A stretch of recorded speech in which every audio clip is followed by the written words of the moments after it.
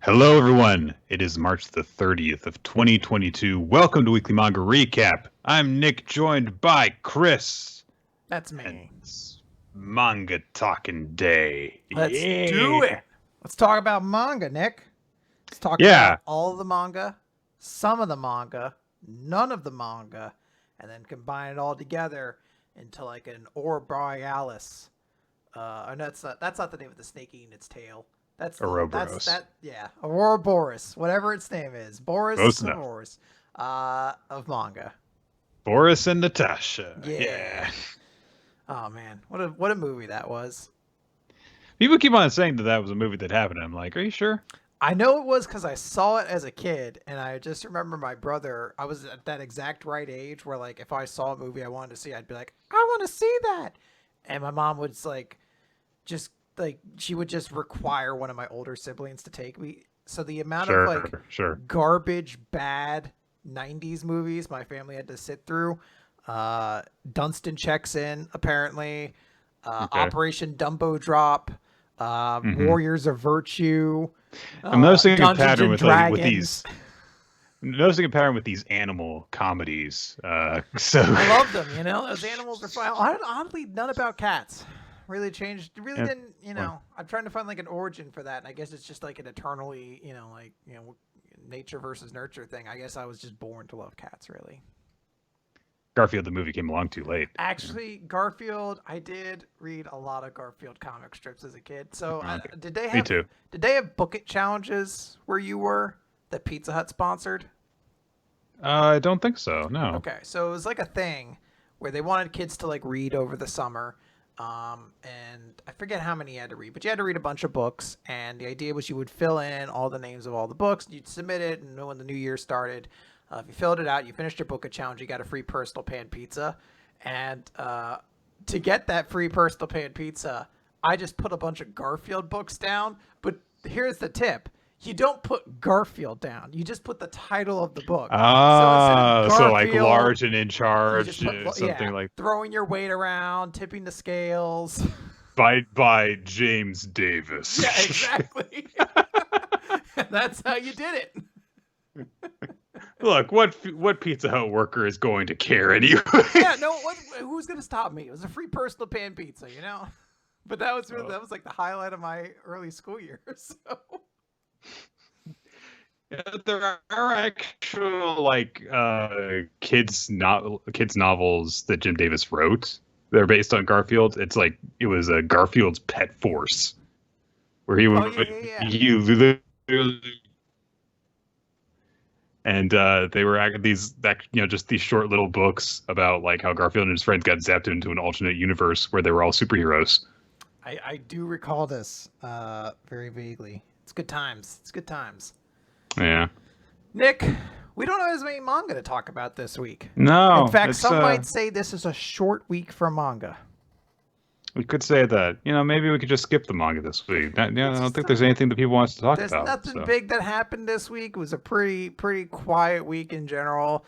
I don't think any series had their stuff top R all on Reddit for a couple days. I don't think any series made the French news for some reason. Just nothing big. Let's pack it up and go home. Yeah, no series had people freaking out for a week and a half before the chapter actually came out because people won't fucking stop posting spoilers. That's actually an important question. Before we get to that, did you get spoiled on it before it came out? Kind of, yeah. I follow like 2 or 3 different accounts. They're just like, "Hey guys, the thing in One Piece that we gotta talk about." I was like, "You guys, stop it!" But we have to. It's like, I know that you like attach your financial well-being to being able to talk about this stuff on time, but still, like, I thankfully didn't. I don't follow many people who did it. I did find it a little amusing. One person in our Discord got spoiled by not safe for work art that someone posted. I was like, that's kind of an amusing way to get spoiled. But I almost did because I have a local friend, one of my former D&D players who reads One Piece, and he just texted me, "Holy shit, did you read this? Like, did you read the synopsis or whatever?" And this was like Friday, and I thankfully like very quickly messaged him like, "No, I'm waiting for the official release or whatever." And he was just like, "Oh, well, I don't even know if these leaks are real or whatever." So I didn't get spoiled there, but it was almost a dude because he did. I remember when the one chapter came out where Odin, quote unquote, was at the end. He did text me before that chapter came out. He's like, "Holy shit, what do you think Odin showing up again means?" I was like, "You cocksucker, I hate you." Oh. Well, anyway, that's it for One Piece. So Yeah, let's talk about the other series. We covered everything we're going to say about One And Piece this week, talk guys. about One if you're only here for the One Piece discussion, check in 90 minutes, I guess. But don't do that. No, we got so many wonderful series to talk about. Not as many as usual, but a lot of series to talk about. Stay around for Akane-banashi and Undead Unluck and like these good series. Yeah, actually good stuff. So I guess let's kick off though with My Hero Academia. It's chapter number 349, Battle Flame, with one of the cool comic book style cover pages. So you can see Miroko's artificial limbs color scheme. Yeah, that's actually pretty cool. I actually, once this happened, I was like, all right, I'm down with this aesthetic now. I thought it was kind of dumb before that you would just go and pick up like different robot arms and stuff like that. But I was like, once I saw it, I was like, you know what? It's kind of awesome. And Miroko does definitely seem like the kind of person to be like, well, if I'm going to have an artificial arm, can it have guns on it? Why wouldn't it, right? Yeah. I mean, aren't you like a hand-to-hand fighter? I want a gun. Yeah. All right. My hand could be a gun. A gun could be a hand.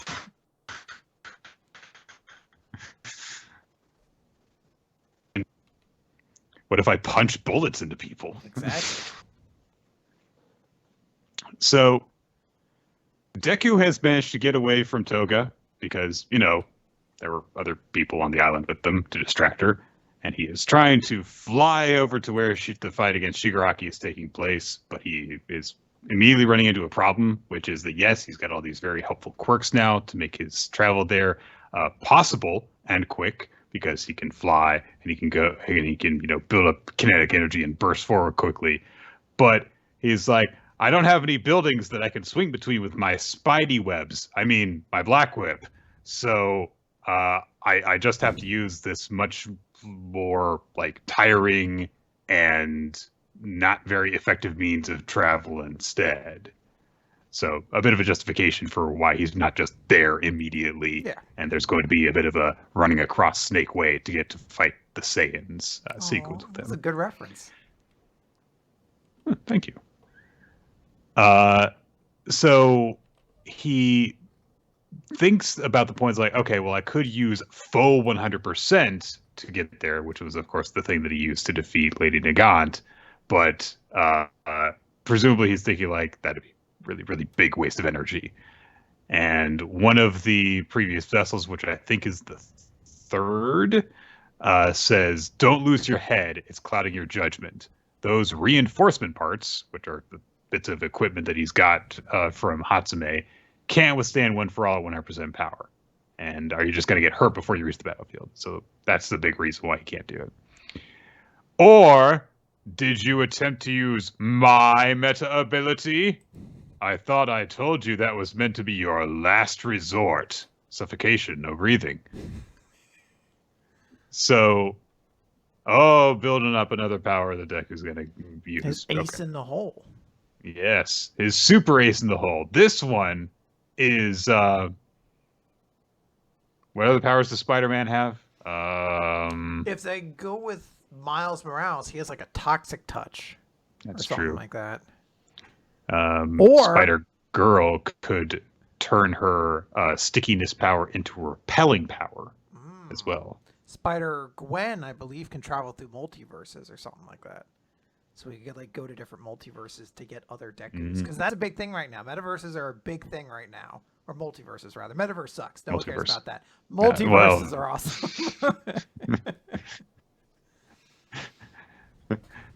This episode paid for by sponsored by Facebook or whatever it's called now, Meta. It's also garbage. So essentially, he gets a lot of coaching from the third vessel, just saying, "It's like, hey, chill. Have faith that your friends can handle this situation, because if you just push yourself, then you're not going to do yourself any favors when you actually get to the battlehead." We cut back to the island where Uraraka and Tsuyu are getting ready to square off against Toga. And Toga's like, yeah, I don't think that he would have been able to ignore her for very long. And then she thinks to herself, plus, I can't stand the thought of a secret my friend holds dear being revealed like that. So, presumably, Tsuyu knows all the fuck about Uraraka's having a thing for everyone Deku. does, right? Shouldn't everyone with a brain realize what's going on? Ashido definitely has been teasing her about it for a while, but I think that this is very much like she just knows, like without any semblance of a doubt. Like, no, she knows. Toga starts talking to the two of them, and her font is different, so you can tell that she's getting a little bit distorted. And she says that I've had enough, and I love you all, but I'm done. I'm ready to be who I want to be. All I want is to live the way that feels right to me. And she palms some of her blood canisters while she thinks to herself, right, Jean? And then we get a little bit of a square off page between her and Uraraka. It's like their fighting game beginning of the match things. Like this is a special cutscene because the two characters are related to each other. That's what happens here. Also, Uraraka's quip or fighting words thing here seems a little bit out of character in my eyes. She's like, I'm also living the way that's right for me as Ochaku Uraraka. Okay, I didn't know that stating your name was a thing for you, but all right. 340 chapters since we met you, and I'm only just picking that up, I guess. Then we cut to Ground Zero, which is that place where All Might's statue is. There's a bunch of fire because this is where Toya is fighting everyone. And there's a Nomu that they're having to deal with as well. Toya is posing up against the statue, and honestly, what is a really cool picture that I wish was just a full-page spread, just like them surrounded by flames while he leans against the statue. It'd be really cool to just see a bigger view of that. Yeah. And they quickly establish that, Shoto is really the only one that can do anything against Toya right now because there's so much ridiculous heat that no one else can really even approach.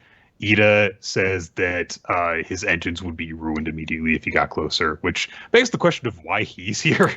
There's other villains he could be. I'm assuming that there's some kind of method to that madness, because it is actually kind of cool that like we're gonna separate these big antagonists up to like have multiple members of Class 1A fight them, and it's cool. Ida's there. Yes, I'm in favor of it. It is like an odd note of him being like, oh shit, if I get closer, I'll be done for. Like, all right, I'm assuming you guys had a plan then. Like, because they established in a moment that, like, they brought two dudes who are like, I can alter the trajectory of heat or some bullshit like that. I was like, I don't know, maybe they do that so Ida can come in and kick him really hard. But it is an odd moment here when he seems like he doesn't know. He's like, what the fuck am I doing here?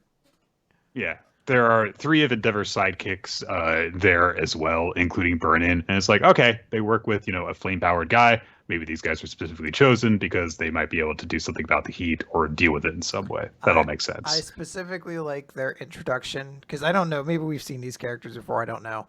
Front of the background. But I do like the one dude who's like, keep back, Kido. There's no way your body can withstand the heat. He's like, I'll be fine. I can alter the trajectory of anything. So I just got to make the hot air swerve around me. It's like, you got to love that. Like, these guys can only be here for like 2 panels, 3 panels. I need to get this exposition out. This guy's going to talk like no human has ever before talked.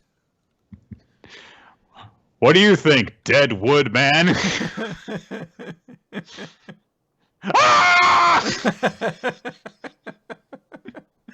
did you bring me here?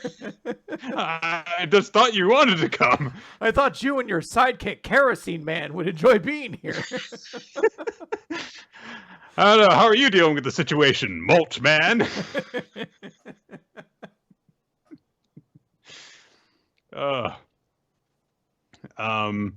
So meanwhile, somewhere in a different fight, Birthday Candle Man is just like, oh, why didn't I get to go to the Daffy fight? Oh boy. They exchange words a bunch. There is yes some very awkward power introductory speech stuff. And then Burn says some stuff saying like, "Oh, and hey, we're in this situation, Shoto, because the old man told us to come here with you, so you've got our full support." I mean, yeah, thank you, but okay. And then he says to Toya, "I'm not here on anyone's orders. I'm standing here now because I made the decision to stop you."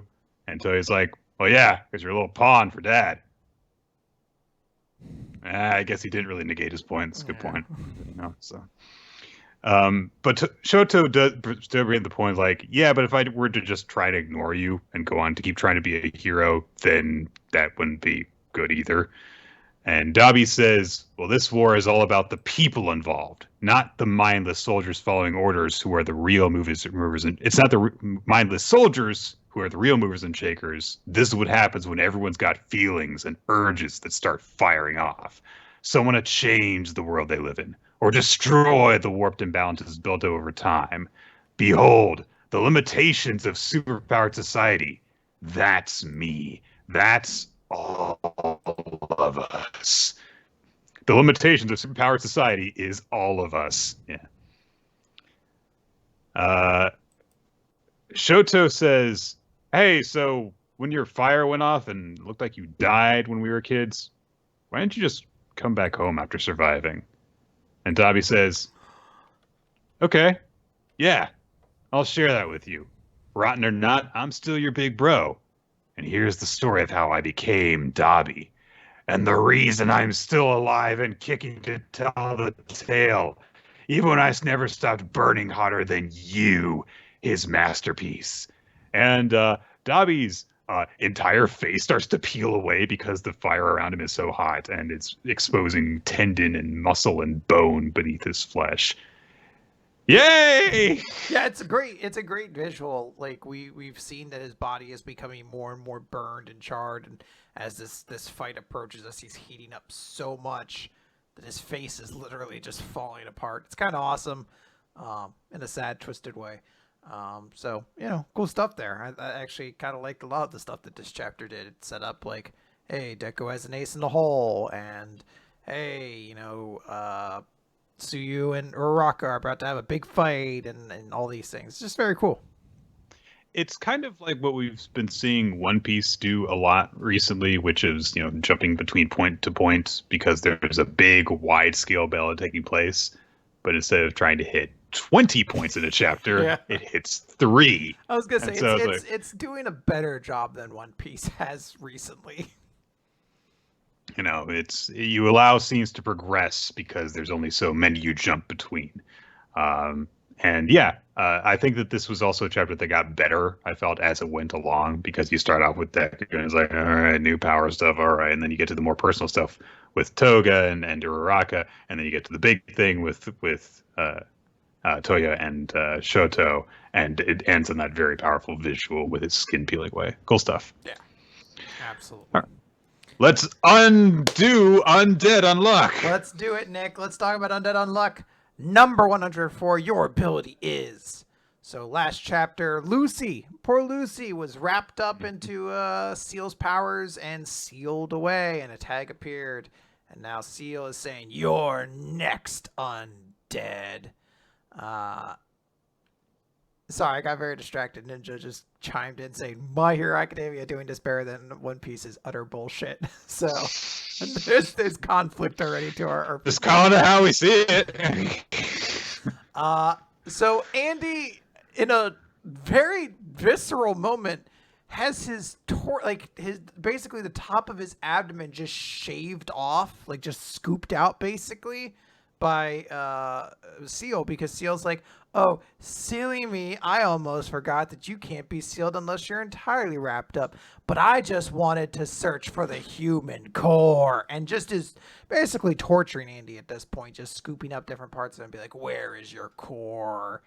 And no, it's like, has your brain finished regenerating? How are you still going to struggle? That's fine by me, but, I'm sure God would be thrilled to see. Shoo. And Seal sneezes. And then he's like, ha, I guess even UMAs can catch a cold. And Seal looks down and sees that there's a new tag on him that says unhealthy. And Andy says, so that's why. In that case, make way, I'm coming in. And he slams himself into one of Seal's sealers and gets sealed on purpose. He just says, see you later, Seal. And Undead has been sealed. So, of course, Seal is very much like, that's weird. What a weirdo. He was weak. I can't imagine why God bothered sending me here. But I'll use my power to unify the UMAs. And, oh, hey, there's someone else here. I'm going to go deal with them. And heads off in the direction of the castle. Inside of Seal, we see Andy and the various other UMAs and Lucy, who have all been kind of like gooped up against the wall. That's how it's represented, as you've been sealed. And Lucy has woken Andy up by shouting Mister, and he's just like, oh, hey, so you're alive after all. Sorry, I ended up losing. Oh, this is what it's like inside a seal, huh? I can't move. And Lucy is apologizing because she's like, if I hadn't jumped in, you wouldn't have gotten caught. I mean, you're so strong, I shouldn't have gotten in your way in the first place. And Andy adds I thought that I needed to or she says, I thought I needed to save you. And Andy's like, well, I was taking a loss back there anyway, so it's all good. And he notes what are you talking about? You're way stronger than I am. Oh, by the way, I never introduced myself. My name is Andy, and I'm the negator of death. And a negator is someone who can negate a specific kind of rule. And you're a negator yourself. And Lucy gets real excited. She's like, wait, I am? I have superpowers like you? Can I fly? Can I shoot eye beams? Can I talk to fish? Even better. You negate any and all forms of healthiness in yourself. You're unhealthy. And I love that there's a single panel of the cosmos behind her. She's like, this sucks. This fucking blows. I would like to give a special thanks to Eerie Gray in our Discord, who pointed out the name pun for unhealthy. I can't remember to exactly reiterate it here, but basically it's a pun on the Japanese way of saying unhealthy. Sounds a little bit like Lucy. Unherusi. Ah, okay. Yeah. So Andy just says, nothing I did put a scratch on him, but you managed to blindside him. And that was a big deal. So I love that she shouts, then let's trade. He's like, no. I don't want your power. I don't want your shitty power. So she just is kind of shaking in anger. Like, this sucks. I'm sorry, Mom. I'm going to be stuck like this forever. But then he looks down and sees there's this giant kind of glowing core. And he's like, what is that thing? And Lucy says, well, it seems that if you touch it, your powers go to the outside. And he's like, wait, does that mean you touched it? She's like, yeah. He's like, how? And we see one of the UMAs get kind of ripped from the wall and slammed into the core so that Seal can use the powers. And Andy's like, oh, I see. When your ability gets used, you get pulled away by that thing, huh? And she's like, it seems like it's hot. He says, seems? Didn't you touch it? She's like, oh, no, I didn't. But when I was about to get caught, or Andy says, but when I was about to get caught, she's like, yeah, it was shiny and pretty. So I went to it and touched it like this. And her ghost is pulled from her body. She stretches it out and touches it to the core. And we see Seal sneeze in real life. And we end the chapter then with Seal arriving at the castle where Ruin is and says, you're the one who is given the powers of regulation just like me, the one who will be king of negators. Yeah, and Ruin is just kind of killing people. Yeah. Hey, look, I clawed this dude's face off. I'm awesome. It's good to be me. Ah! That was a nice little chapter. Getting to make another Dragon Ball reference, the Majin Buu solution Yes. in here. But I really really like the part where Lucy extends her ghost out. It's just like she looks so much like healthier in the ghost form, and it's nice to get that visually represented so that you know, like, oh yeah, no, you can easily see the difference between her physical form because of her weak, unhealthy body and her spirit, which is seemingly also like happier. So Yeah. it's and also it's just a cool pose, you know, that she's oriented and stuff. It looks nice. Yeah. So. Oh yeah. Absolutely. It's a very cool. I do love the reveal of her power to being unhealthy, and it's just very like I just love exactly how it's dealt with in the series of her being like, this sucks, I hate this, and like having a momentary good conversation, her being like, let's go on trade powers, like, no, absolutely not, your power blows. And I guess in a way her power did cause misfortune for her, because if she hadn't been unhealthy, then her and her mom wouldn't have been confined there when the horror broke out. So yeah. Yep. Being unhealthy sucks, even when it's not caused by God. So yeah, thanks God, I'm sick forever. All right, Nick, let's talk about Eden Zero, Chapter 185, Corroded Arena. Nothing to say about the cover page this week, because who cares about Xiaomei? Not Ursa was stabbed in the stomach. She's done for. Ziggy uses gravity power, sends her into a wall, comes up, just starts fucking punching her really hard. Talks about like, oh, your naivety has brought the death upon you. She starts falling. He launches himself down, does this big attack called Gravity Comet, which I guess is supposed to be a very, very devastating attack. But before Elsie can be killed, she is swooped in and saved by Justice. A moment at which, when I read this chapter, because in all disclosure, I didn't get the chance, I should say, I forgot to read this chapter until right before we recorded the podcast, so I don't have a ton of thoughts on it, but like about 10 minutes before we started like recording or streaming, I read this chapter, and in this moment, I audibly was like, like, it was like, yeah, of course he fucking shows up. Why else? Like, what else would happen? But of course, you know, the sworn enemy of Elsie saves her life. So why did he do it? Because he wants to be the one to kill her. But instead of saving her so he can then just like stab her in the heart, like to just kill her immediately, he's, I guess, gonna protect her so he can kill her down the line. I don't know. It's very dumb. Urza does try to clear up. These two are clearly made for each other, considering the way that Elsie also went to Ziggy. Was like, I'm going to kill you, but I'll let you go this one time because I owe you. They're both very dumb. She does just note, it's like, oh, you probably found out that I'm here because of Feather. Ziggy asks Acnoelia to follow them. And Acnoelia is like, didn't you say you wanted to finish Lady Elsie? And he's like, I don't care. I stopped caring about her. But Acnoelia is like, I don't take orders from you. So he's like, fine, call it a request. Just do it. And she's like, okay, but do remember this. Yeah, she's like, if you ever betray my children, we will devour every last machine on this planet. Which again begs the question, what are dragons? Are they robots? Are they spaceships? What are they? And I just love Ziggy's like, oh my God, fine. I mean, he says just like casually, like, you are a difficult woman. But in his mind, he's like, fine, whatever. Oh my God, I get it. You got all this annoying bullshit. Jesus. The Edens 1 runs into Dead End Crow. They're like, holy shit, he's really, really big. Holy's very excited. We cut into the core of the planet where the main group is traveling. And Homura is like, hey, can I get a different outfit? I don't like this one. The boob window's stupid. And Shiki's like, yeah, I'd like a better outfit too. So Wise gives them back their original, and then there's, of course, a joke where he gives Rebecca a very scantily clad outfit, and it's very dumb. Anyway, we cut over, and Happy and Pino kind of know, like, hey, the machines here are kind of weird. Like, it doesn't feel like they're built this way. It almost feels like they are growing. And they're like, yeah, I guess it's kind of why they call this a living planet, you know? And Shiki just kind of wonders. He's like, I wonder what it was like before. Rebecca notes, like, the chronophage ate its time, revealing the beautiful kingdom that was underneath. Wouldn't that be nice? Kind of talking about their plan. So maybe we'll get to see what this kingdom looked like previously.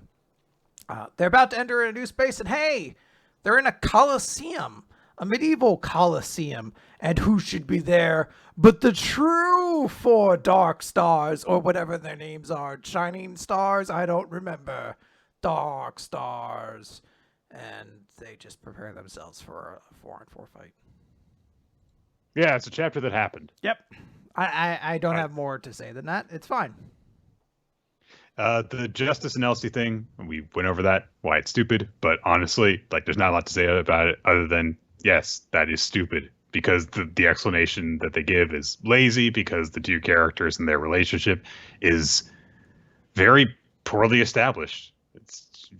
Yeah. So. All right, let's talk about Akane-banashi, Chapter 7, Kibataraki. Kibataraki, of course, being the thing that they explained in the last chapter, being the method of taking care of someone through looking after the little things. So we start off the chapter with a conversation between was it Kyoji? I think it was the name of the apprentice, and Master Shigema. And he's explaining, like, yeah, so I sent her to work at Izakaya Umi because, look, I've got to go traveling to do work for a lot of stuff. I can't take her along. I thought this was a good opportunity for her to learn this way instead. So I'm sorry that I did that immediately after I volunteered to take responsibility for her. But Shigema says, that's okay. Don't worry about it. But it's going to be interesting, the fact that you sent her to Miku-chan's place. And we see Akane there. She is in uniform to work at the restaurant, and she's working hard, but sometimes that's not what you got to do, because she's just a little bit too intense when the customer comes in. She's like, hey, you want to check out the menu? You want this drink? Hey! Apparently with the way she's referring to it, this is like an actual kind of like style of like service in Japan that I've never heard of before.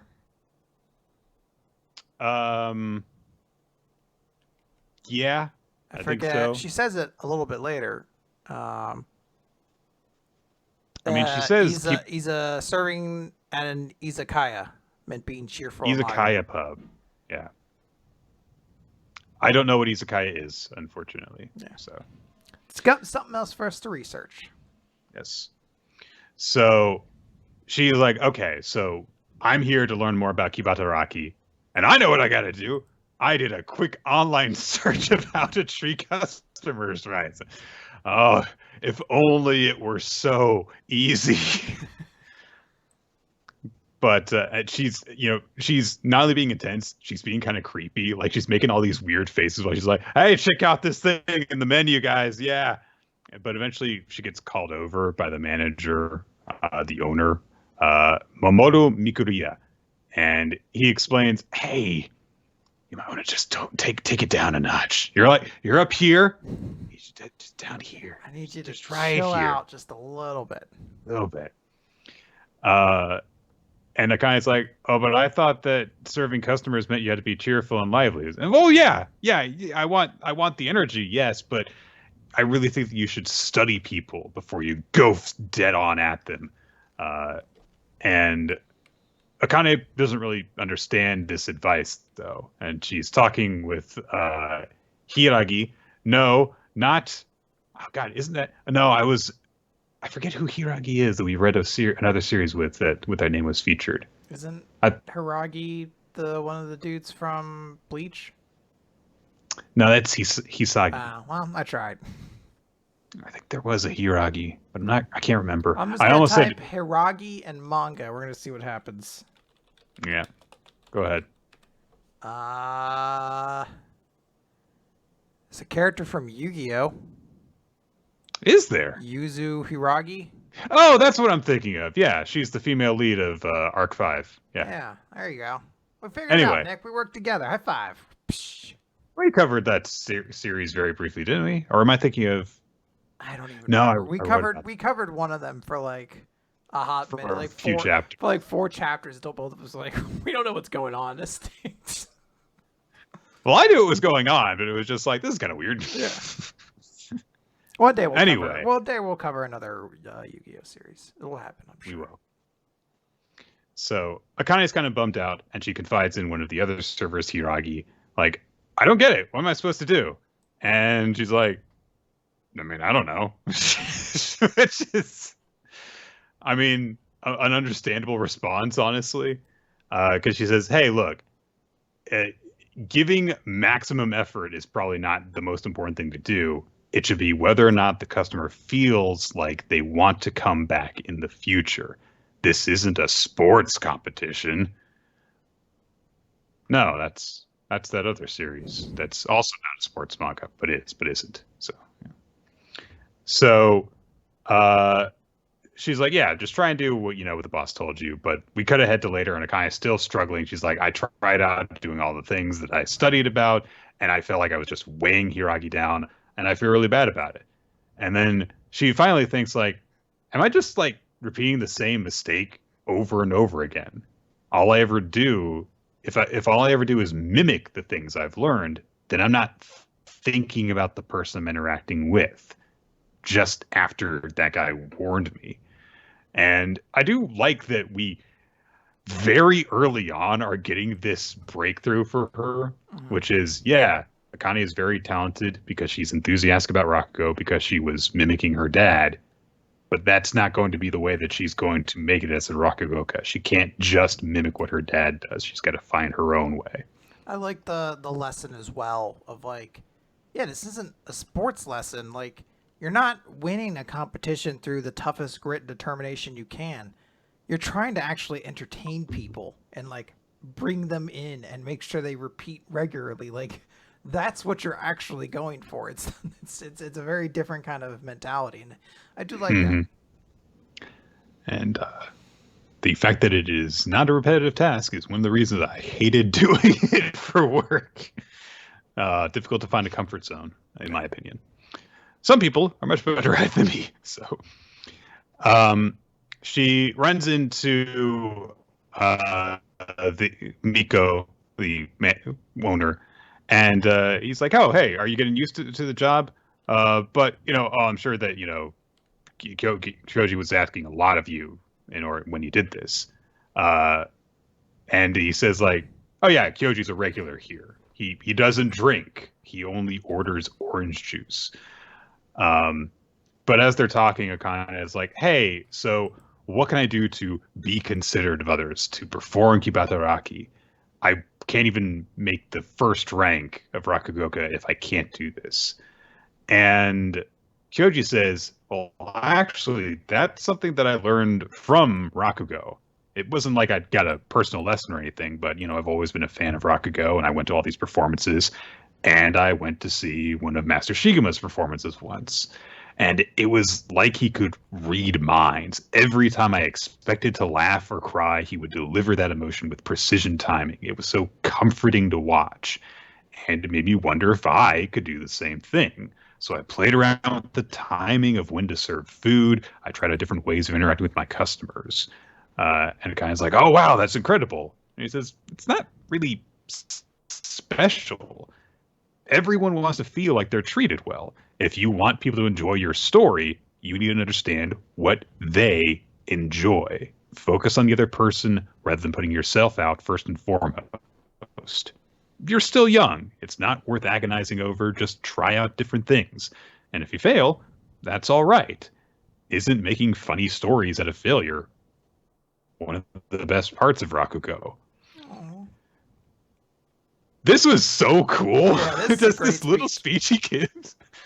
It was like, hey, here's the lesson Akane's supposed to learn, and also like 3 more that seem like they're going to be key to the series.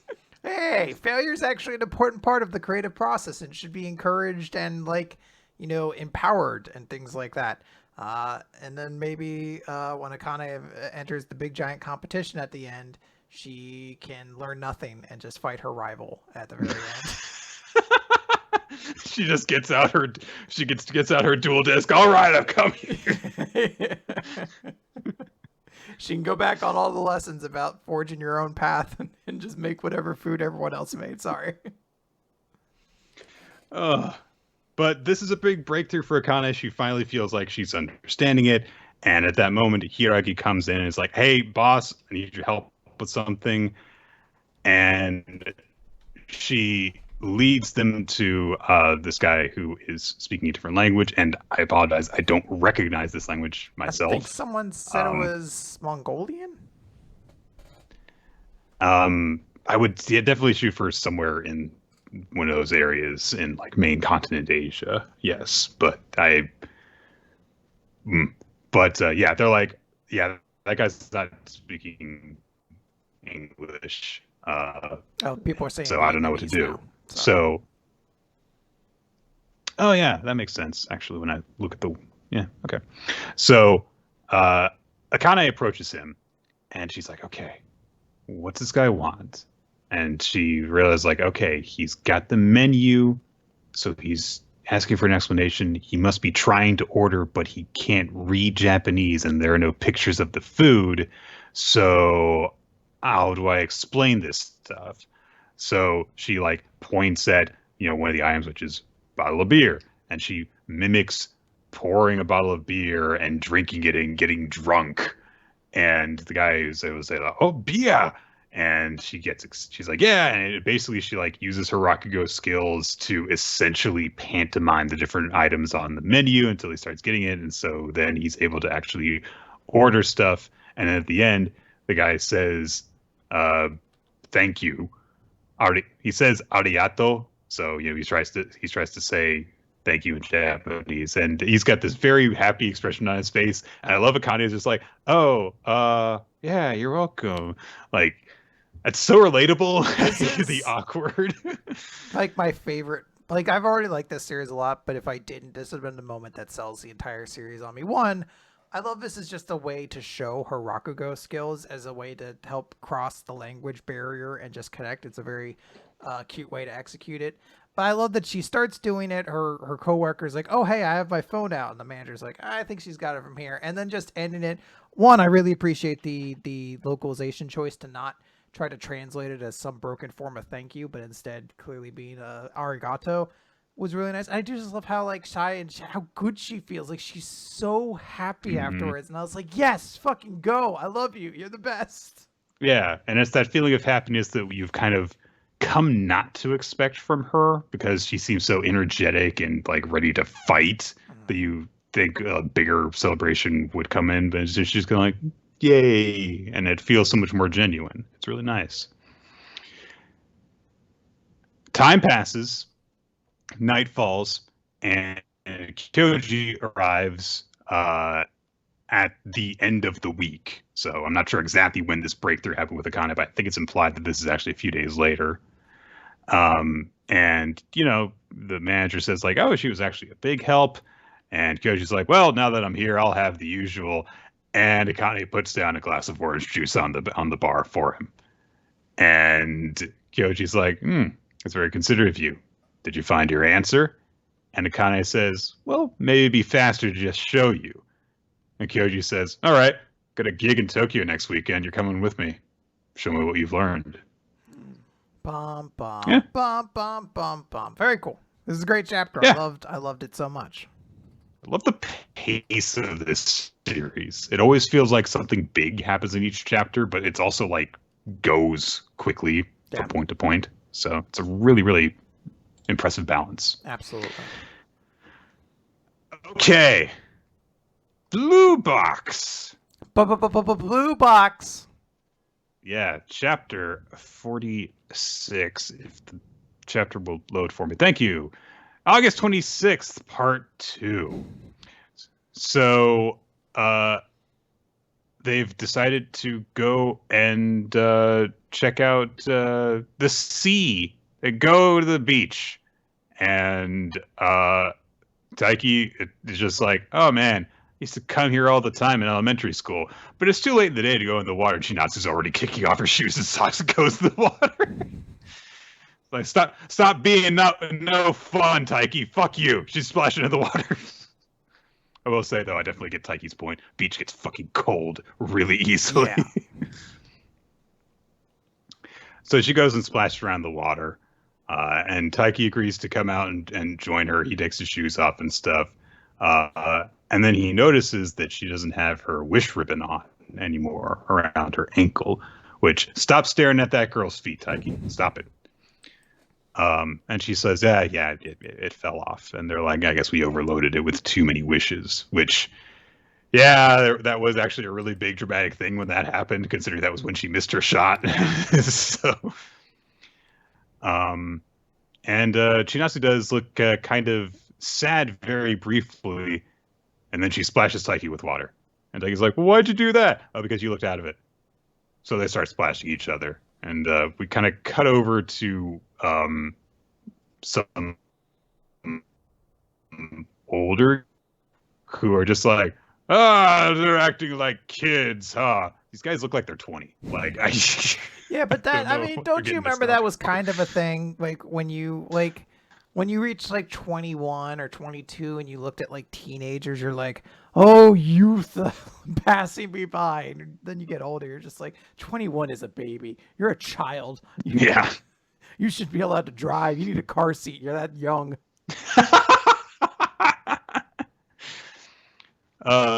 And then one of them observes, it looks like the weather's turning foul. Who are you talking to? What is this? I like the weather seer. Yeah, like the weather's turning foul. And like, it's ominous because as we find out, the weather turning is like a big cliffhanger to this. And I just like the idea of like, there's like a weather mage as like the only supernatural character in this series. Like, the weather is turning foul. Enjoy your summer, teenagers. I like it. It's like one of those just like, those two kids over there. They're trying to, desperately to suppress their out of control hormones. The other's like, yes, but the weather.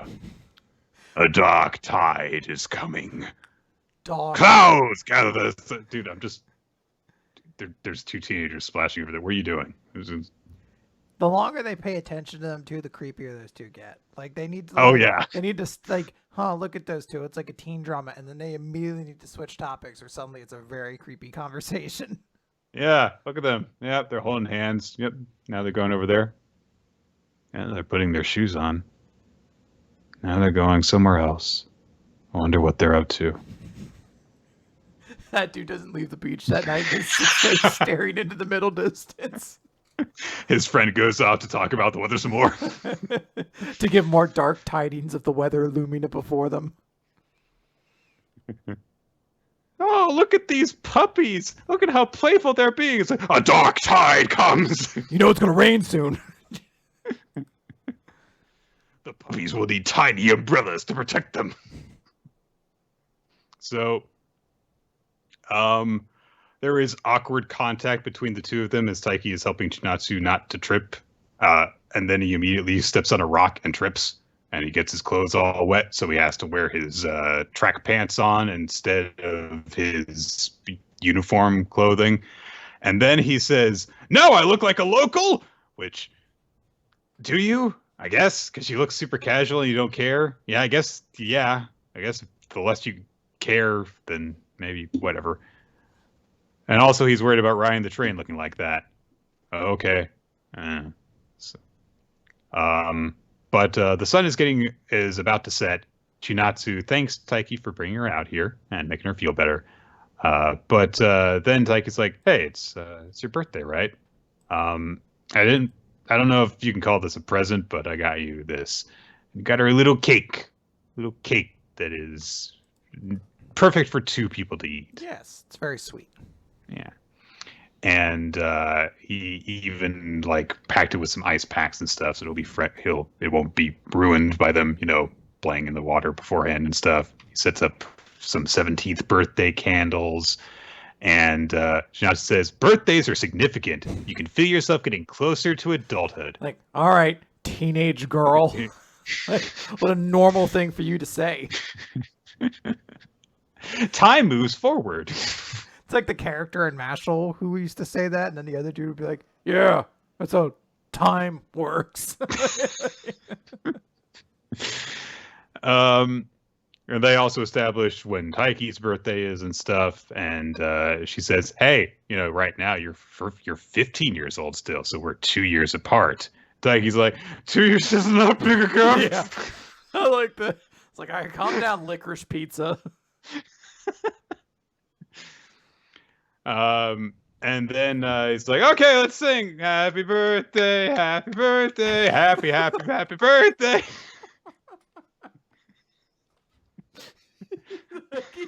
He's still really distraught over the 15-year-old comment. He just forgets the words. Happy birthday to happy birthday. Oh, please see me as a legitimate chance of being a romantic partner. Happy birthday.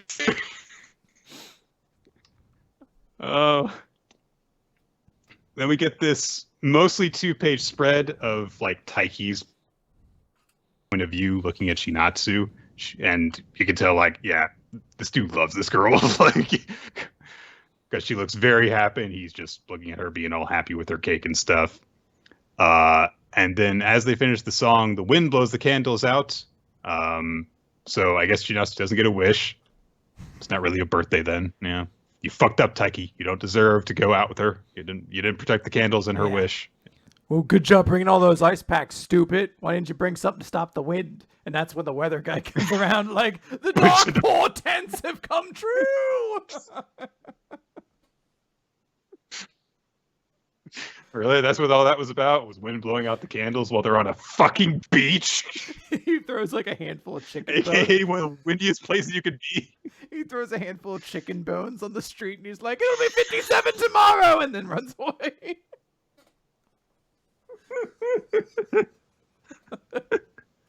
I hate this dude. 70% chance of humidity. It'll be so intolerably humid, but it won't rain.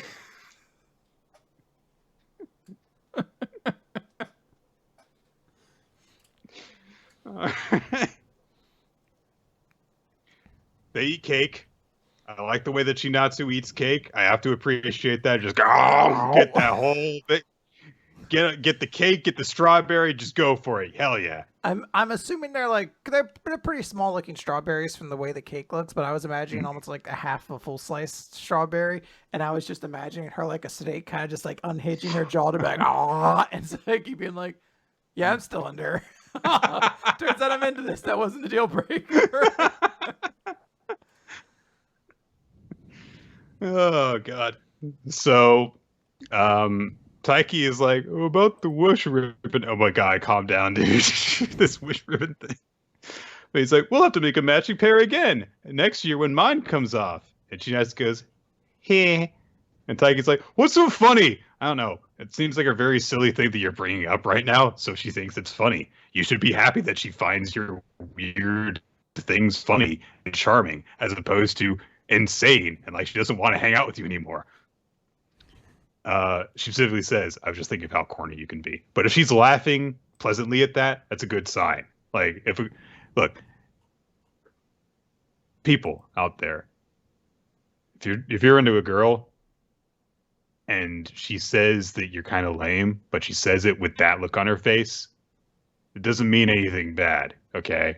I mean, she likes it even when you suck. Yeah. And that is what you need. So, all right. So, it's raining because the dark portent has arrived. The prophecy fulfilled. So they rushed to the station. I like to think it's the future devil's returned. It's like the future rules. He's really downgraded. It rained. He's really downgraded all this stuff. He's not going, you're going to die. You're going to get rained on. Future rules. The future rules. Oh my god. So they rush into the train station, and they're like, oh man, we're all soaked. Oh, but the rain caused the landslide, so the train's out of service. And they just kind of look at this notice, and they go, huh? Huh? I've done that, yeah. So, and then our last panel as rain pours is just the outside of an inn. Because, yeah, they're stranded. They can't get back home.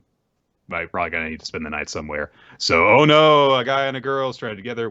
It's a fairly typical setup for, this kind of romance series. We've seen this happen before in We Never Learn and Nisekoi both, I think. But, sure.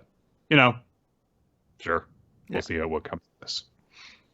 It's good stuff.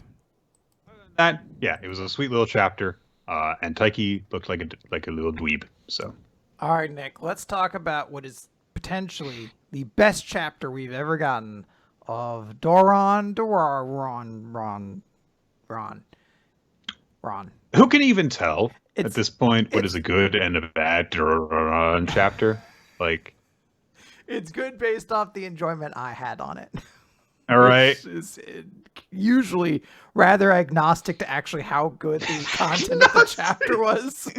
You're so neutral on the matter of this manga. It's like a religion. Yeah, I don't need to know what the quality of it was. My enjoyment comes elsewhere.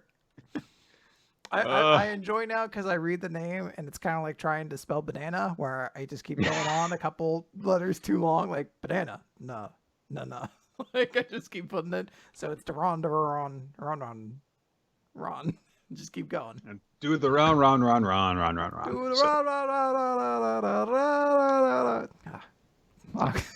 Aquatine Hunger Force when you weren't high is a strange thing. Plan Guts is the name of chapter 16. Dora has come in to save his stupid fanboy buddy, and the giant drinking Izanagi guy is just like, I'm gonna eat your brain.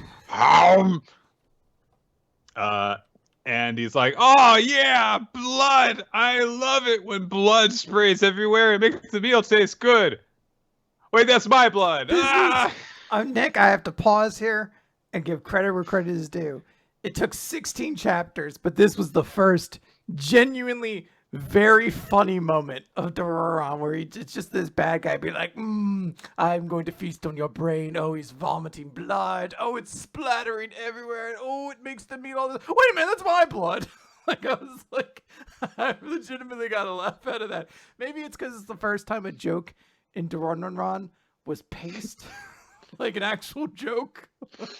Because it could have just been him like, oh, he's vomiting blood. Oh, it's my blood. Like, it could have been immediate. Yeah, in the same panel. Yeah. I mean, I'll give it credit. Yes, it's actually there's an actual beat for the joke here. So, well done. Unfortunately, I didn't know exactly what was going to happen. Yeah. And I was like, all right. But at least it told the joke properly. So. Yeah, I still laugh at that dude doing the skeleton bone joke every time I see it, even though I know where the punchline is. It's great, Yeah. Bones. So. Spare ribs, Nick. His favorite snack is spare ribs.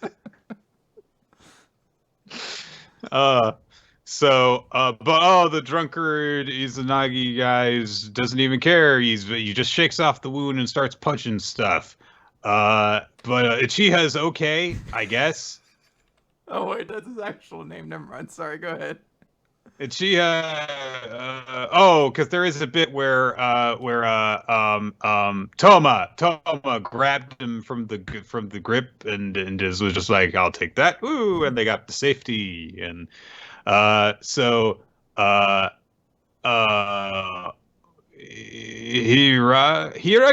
No, that's the guy with the Higuma. No, that's the wrong demon extermination one. Uji. I don't care. So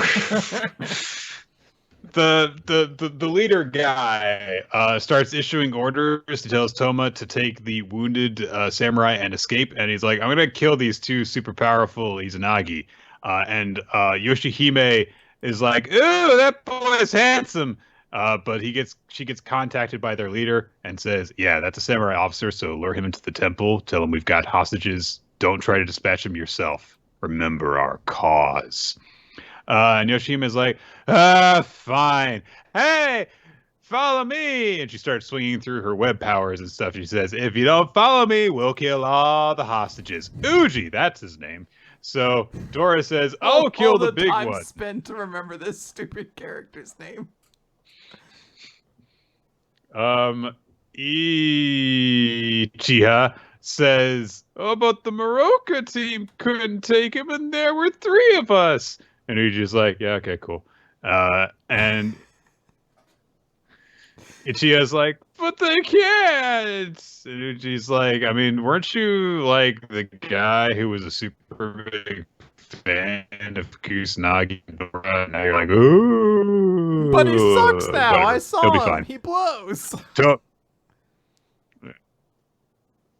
And he says, Toma, Dora, and Kusanagi are a strong crew. Show us what superheroes you are. He's like, well, Dora and Kusanagi are. I'm not actually too sure about Toma. I don't actually know. I guess he's here, an important character. So I guess he should be fine or something. I don't know. Look, this series is going to end in like 2 months, so we better establish a good sidekick for Dora and Kusanagi, because we got rid of the other one that they had for some reason. So. You gotta actually have characters to give epilogues to when you have to give your epilogue really suddenly. So like they can't just be like, here's what Dora went and did for 8 pages. They have to show other characters. The drunkard Izanagi takes a big old drink of sake and it powers him up because, he's like Soda Popinski. Yeah, exactly. And he mocks Kusanagi for being a human's pet. And Kusanagi's like, no, I'm not a pet. We're a partner. And Dora says, we're friends. And Kusanagi goes, we're friends. I truly cannot tell, was that moment meant to be a joke or actually a dramatic moment? Because I was like, surely you've picked up on it, right? Like, surely this isn't like, I understand the notion of like you could be best friends with somebody until they actually say it. You're still like, oh, it means something, it's real. But I was like, was it? Because I swear to God, I feel like he's told him he's a friend before. Like, the 2 of you fucking looked like you were fucking lovers when you saw each other on opposite sides of that one goddamn window. All right, like I literally thought it was supposed to be a joke the first time I read it, and I was like, I guess that's kind of funny. And now that I reread it, I was like, I think he's supposed to be serious there. Maybe, I don't know. Look, all I know is that at this point, I'm fucking sick of Kusanagi's stupid shit. I was like, oh, I'm so cute and positive, and I was like, I'm tired of it. I know he's so cute. I don't give a shit. Look, I reach a point with this for any cutesy character that has no further depth to them beyond being cute. Frosh was here. Frosh thinks so too. Like, fuck off with that. Like, there's got to be more to them than just, I'm positive and I'm cute and I don't have a mouth because it makes me look cuter that way. And like, it get even to the point where, like, more recently Dora was showing at least some glimpses of like a sarcastic side, but Kusanagi just like, yay, friends. Now, Nick, an important question here. If Kusanagi and Frosh had both fallen over the side of the boat and you just have one life preserver, who do you throw it to? I mean, it sounds as though we're in a storm. In which case, I better hold on to the life preserver myself in case I go overboard. Yeah, so, because the future devil's there being like, it's going to rain today. You heard him. Like, you could pull us up and still use it. like, both of us could actually probably fit on one life preserver. We're very small. Like, no. Kusanagi? Why don't you just turn into a life preserver?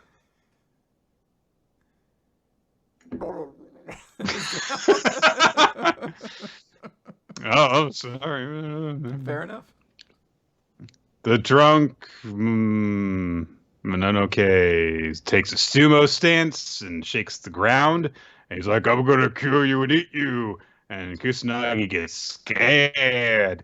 So then he charges forward, and Dora counters and blocks a bunch of attacks, but then gets knocked on his ass. But no, he doesn't. Toma does, I guess. Did he charge the other one? I don't know. I have no idea. So he charges Kusanagi. Then Toma interferes in a panel that is never established and doesn't show Dora behind him. Mm-hmm. And then he gets knocked away straight backwards, which you would assume would be the direction Dora would be in. But he looks off to the side. So I have no idea what action actually happened. Anyway, Toma's super stubborn, so he just gives back up and charges back in. He's like, when it comes to gutsiness, nobody's got me beat. And he surges with power. And Ichiya is like, oh man, his power is flaring. And the drunkard Mononoke is like, oh, you look tasty. And Toma's like, let's go with the plan. Dora's like, are you sure? Yes. Well, I want to go through with it because I trust you both, so trust me too. And Dora's like, okay. And he charges up his power too.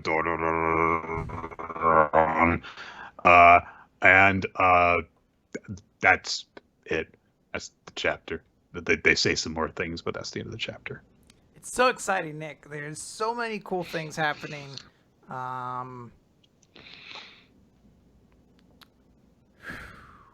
Never mind. It was really bad now that I think about it. Look, I will say this.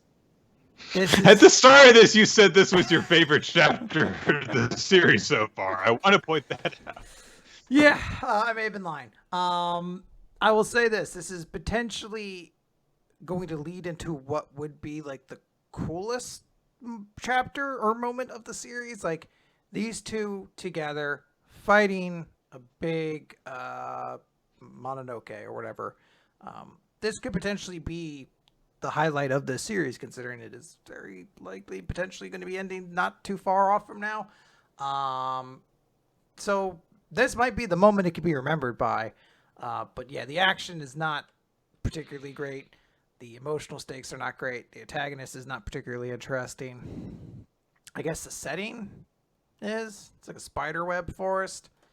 Can't think of an Exorcist series that did any long extended battle sequence in like a spider forest of any kind. So I know notable ones like within like the past 5 years. Can't think of that at all. Nope. So, nope. It's got that going for it. Okay. Oh. Why'd you even make me think of that? Like, that would just be like, oh, I could just be watching this, but a billion times better. I think that's what I said when I said it was my favorite chapter of Doron. Oh man, remember how great that saga and Demon Slayer was? I was just thinking of the Demon Slayer arc that this is reminding me of instead.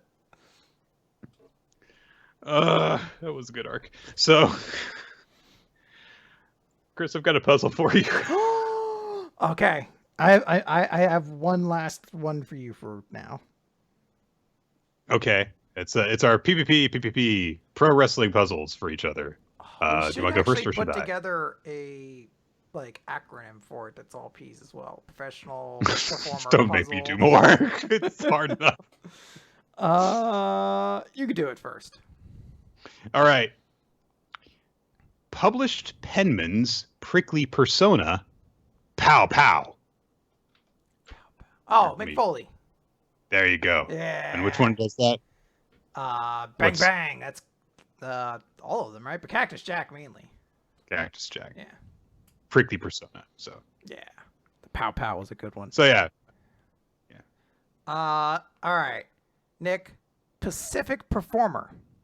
Pacific Performer positively punctuates partners' proclamations.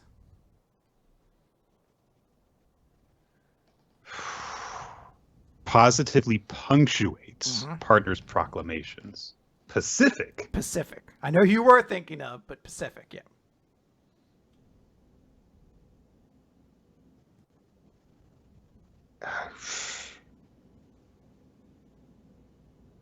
So Pacific initially put me in the headspace of like someone in Japan, but I will note it's punctuating. It's not like a New Japan wrestler or anything like that. This was right. Yeah.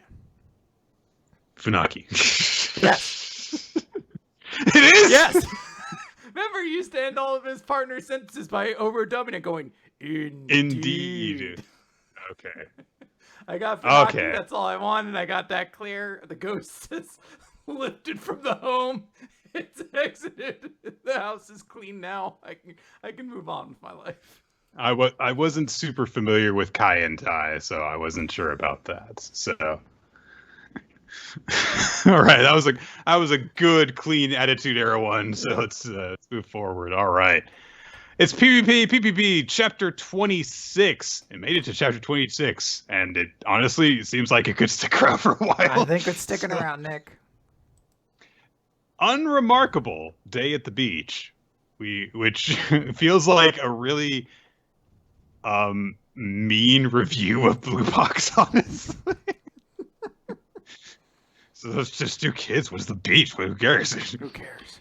Yeah. We have a title page for this, which is actually just setting the scene for the chapter, which is Furusu, in a one-piece swimsuit and a very, very, very cozy looking inner tube, just kind of standing there on the beach.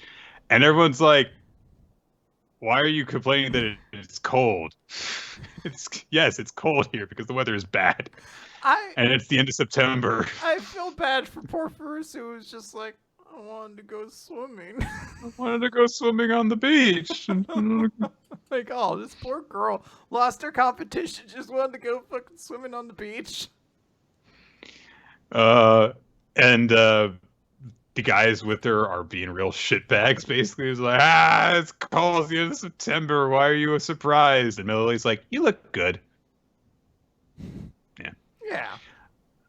Yeah. And Lucky, his head is a star.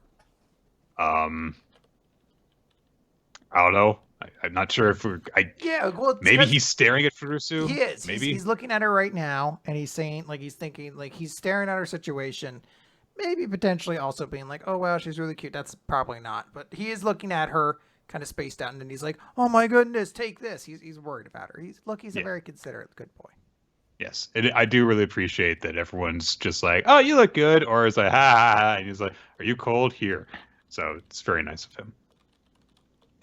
Dada Sensei complains about the fact that they have been driving, and then the other kids start pushing each other into the water. That's just it. And we get do a flashback because Furusu has observed that Lucky doesn't have his technique down yet, so you're having him do exercises, right? But Dada Sensei says, but creating a fantasy you can experience is something I don't know how to do. What's he going to play at the competition? The Joyful Island. The inspiration comes from the painting, The Embarkation for Cythera. The French composer Claude Debussy composed this piece. Which is, of course, German for Claude the boy pussy.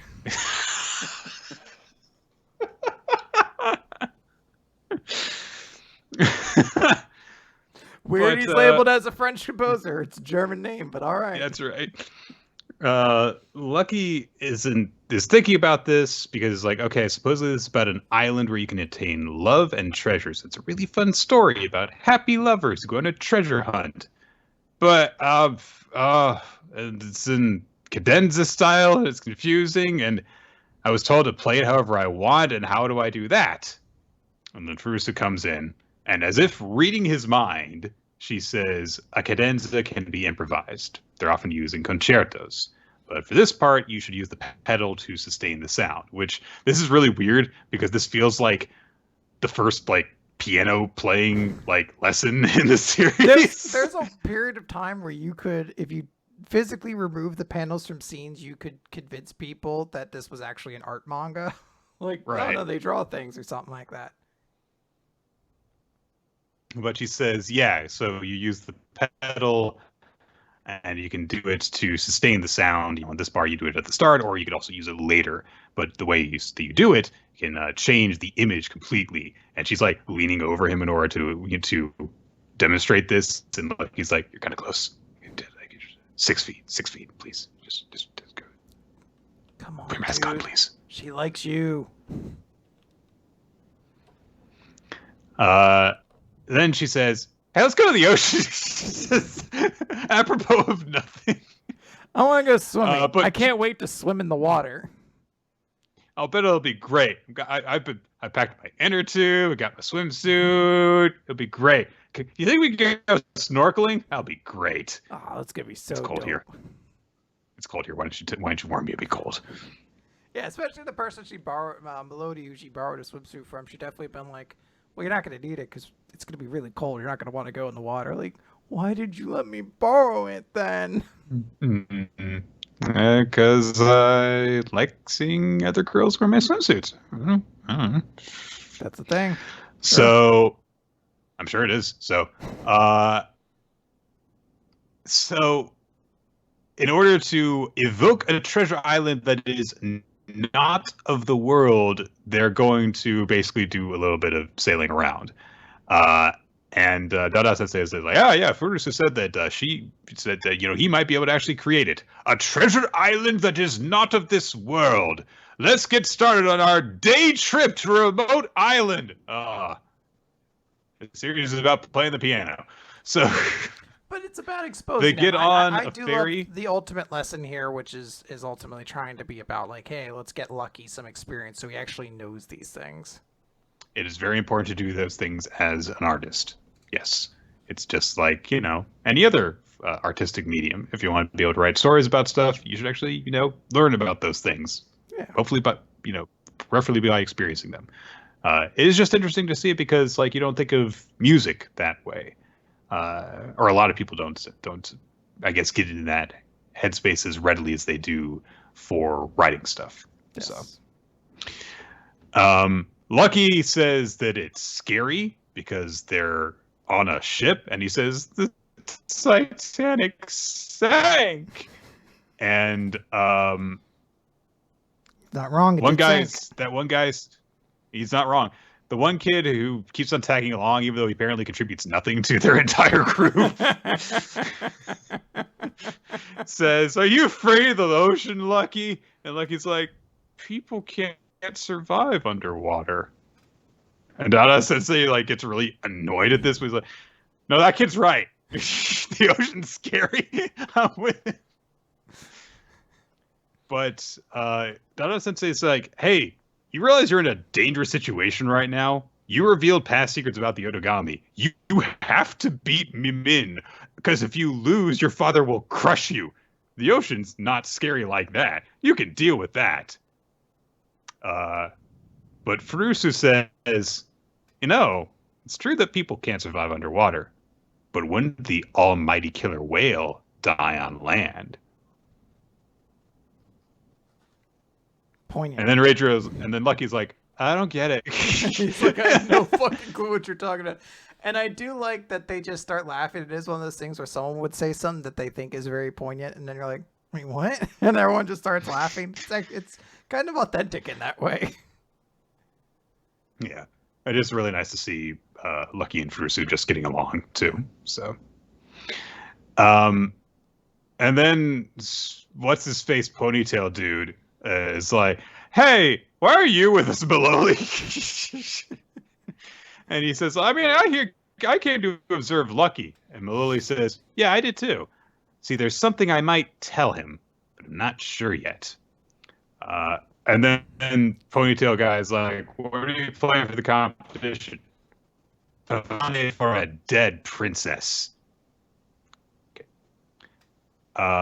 We then cut to a music hall, and there is even a caption that says, "With the cooperation of Suntory Hall," which I guess they're like, "Hey, can we actually use this location to maybe scope out what the interior looks like for some of this they might stuff?" have even allowed Mappa 3 to go there or Mappa 5, Mappa 3, Mappa 5, to go there and actually see it and then take reference photos potentially. Yeah, so that's cool. Yeah, I was gonna say, I assume you wouldn't need to give the cooperation part if you were just basing it off a picture someone else saw. Right. Map Palo 3, that's it. So Mimin is there. Mimin is there, of course. And one of her handlers is like, "You can't just change the assigned music. I will get fired. And Mimi's is like, this sucks. Maloli calls out to her. And Mimi's like, Maloli, you look upset. And yeah, Maloli's got like one of those, I'm going to murder your whole family looks in her eyes. Yeah. And Min's like, oh, are you hurt? The real terrifying one is Min's face, because if you don't read that the top of her eyes are kind of underneath her bangs, it just looks like she has really tiny, like almost like a cartoon. Like, I know she is a cartoon character, but like very, very small, just the pupils, and it looks really terrifying for a moment. So she says, wait, what's wrong? You look really scary. Are you in pain? They won't let you play how you want. I'll just... And Molly says, no. I'm in pain because of you. Well, confrontation. Yes, another really, really good chapter of PPP. I really, honestly do like the idea of exploring Lucky and Furusu and giving them a bit more of a relationship. It's become, like, those were cute moments that they shared together. Yes. And I like Furusu getting some focus after potentially seemingly getting some, and then like, oh no, she lost, she didn't have an epiphany at all. Like having those moments and like seeing more. So I like getting to see her, and hopefully we get to see even more from her in the future. And I like this confrontation coming here with Melody and her terrifying eyes there. Yeah, it'll be okay, though. I'm sure that Furusu will, she'll beat some guy who's not part of the Otogami siblings and do it, like, off-panel She'll be one of her handlers in, like, a half a chapter, yeah. And yeah. Everyone will be like, she's going to be a real danger next time. But then she'll go up against siblings and immediately lose, and I'll be like, that was a good fight, though. I'm sure she'll get her day in the sun one day. Oh, wait, all the siblings have been defeated. Oh, the series is over. Yep. All right, let's move on to Nick, the Elusive Samurai. It's just you the rest of this. Yeah, I guess so. Yeah. Because there is no Mashal and there is no Black Clover this week. I believe one of the breaks was planned and one of them was not. But yeah, so. The Elusive Samurai, Chapter 56, Assassination 1335. Tokiyuki and company have learned that they have an opportunity to assassinate Takauji because they know where he will be when. And we kick off this chapter with a color page, very, very lovely, of Tokiyuki going through a sakura tree. Lots of reds and pinks. It's very cool. Very nice. We get a flashback to when Tokiyuki was younger and Takauji was just a member of his father's court.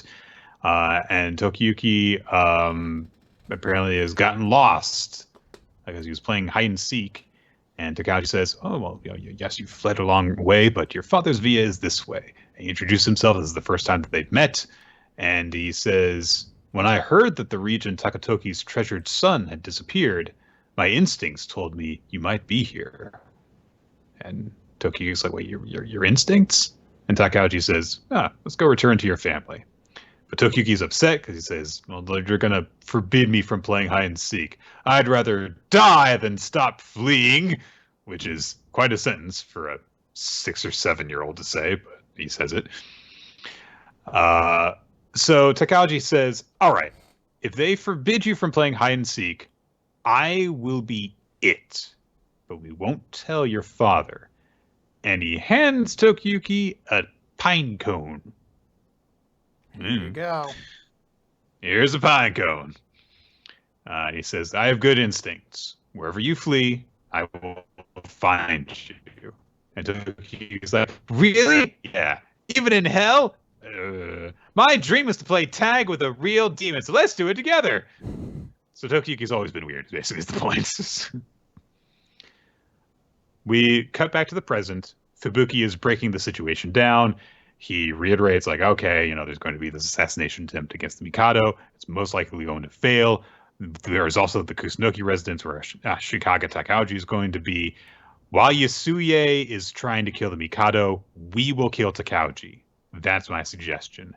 Even if both attempts fail, it will throw the government into disarray. And Kojiro says, yeah, it's worth a shot. Shizuku says, father said an attempt on Takauji's life would fail, so we shouldn't invite unnecessary risk. And Ayako agrees with her, saying that it's most important that they keep Tokiyuki safe. But Genba says, hey, Brat, what do you say? Are you ready to kill Takauji? And Tokiyuki ponders the situation, but he says to himself, I don't want to kill him so much as I want to question him. Why did he betray the Hojo? And if I reveal my identity, how would he react? However, if I let this opportunity slip by, my fallen clan would lament. And so he agrees that they will go with Fuki's plan, since they already have an escape route picked out. And he says, okay, boys and girls, because it's the best way to do things, I guess.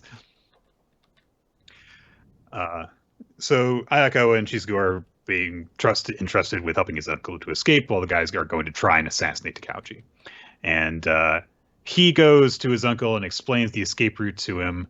And Yasuye says, well, I mean, if Yorishige thinks I'm going to fail, you should have told me. I mean, his premonitions are unreliable, though. I once lost money in the dogfights because of him. Yep. Shouldn't have been betting on dogfights. You're a monster. Nah, it's awful. Yeah. My good friend Michael was... No, not going to do it. No. So, Tokiyuki explains, like, okay, we've got the horses picked out. We've got a route picked out for you to flee. If you fail, follow Shizuku and Ayaka's instructions. What are you going to be doing? I've got a minor task to perform. Don't worry about it. So, throughout the next day, everyone is making preparations for escape, for the assassination, until the day arrives. And we get to the hour of the monkey, which is shortly before when the assassination attempt will take place. And Miwa is wandering the streets, and she says to herself, something's going to happen in the capital today. I can sense it. And she's thinking about Tokiyuki, and she thinks, I like that boy. He wasn't like the superficial Basara. He was a country bumpkin, but he was rich inside. And she imagines him as a crab, which is like, oh yeah, that makes sense. Got a weird, crusty, ugly shell, but, a very valuable inside. Good metaphor. Yeah. And also we saw her and her dad eating crab earlier. So. Yeah. But she also says to herself, why do I feel an ominous foreboding? Takauji arrives at the home of Yoshisada, and so he says to him, oh, the streets are dangerous, so be wary of assassins. Some of Yoshisada's men are like, what the hell is with Ashikage? He keeps on freaking making Yoshisada look bad. You're better than him. And Yoshisada's like, hey, don't worry. If we become enemies one day, I'll just kill him. And he walks off laughing. And his men are like, yeah. And his men are like, our lord, like, oh, man, history will remember how he struck down a hail of arrows and demonstrated bold leadership in taking Kamakura. He's ambitious and virile. That's a word. But I always feel like I realize being a virgin is the actual way to get true power, as evidenced by the virgin samurai who told us, like, you only get this strong by not fucking for 30 years. But they say, yeah, but every time I see him, though, I feel like there's like this thing floating by his head, and in typical fashion of the Elusive Samurai, there is apparently just an ever-present question mark hovering by Yoshisada's head, because he's just like, oh, okay, I'm gonna go kill stuff. 7 o'clock in the evening comes, and so Takauji approaches the residence of Kusunoki, and as they do, some of his men are like, oh, that guy's dangerous, though, and stuff. And Takauji's like, whatever. He's a strong ally, so we're both serving the same emperor. It's fine. They are approached by Kusunoki, and as Kusunoki approaches on horseback, he says, oh yeah, the stables are full. but I've saved a place for Takauji Dono's mount, and those two servants that he points to will take the others to a different hitching post. And Takauji's men aren't happy with this because they're like, oh, we're going to be separated from him, though. But Kusunoki says, it'll be fine. My retainers ensure his safety. And Takauji accepts this offer and tells Kusunoki to lead the way. So the group separates. One gets off. So his men get led off by Kusunoki. He gets led off by the retainers.